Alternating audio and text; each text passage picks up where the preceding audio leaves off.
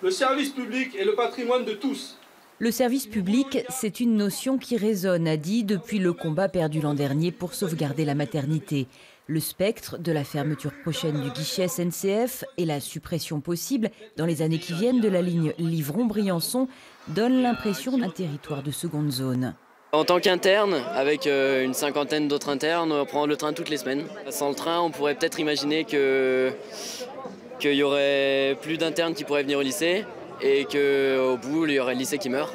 Il y a un mois, un collectif d'habitants s'est constitué autour de cette problématique des transports. Il est présent aujourd'hui aux côtés des manifestants cheminots. Livron, Veynes, Briançon, c'est une ligne pour des déplacements de proximité, une ligne vers des points touristiques et même un train de nuit qui vient de Paris.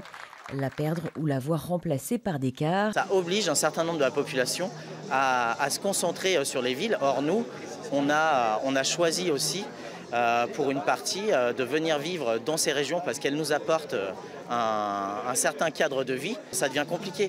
À l'issue de la manifestation, une délégation de cheminots CGT a été reçue par le sous-préfet. Elle a redit que la notion de rentabilité des lignes n'a pas sa place dans les territoires ruraux. Un service public, c'est pas fait pour être rentable. Par exemple, est-ce qu'on demande à un hôpital d'être rentable? Normalement, non, un hôpital, ça ne devrait pas être rentable. Les chemins de fer, c'est pareil. Une ligne SNCF, ça ne va pas être rentable. Il y a ce qu'on appelle chez nous la péréquation. Il y a des lignes qui sont rentables et qui financent les lignes qui ne sont pas rentables.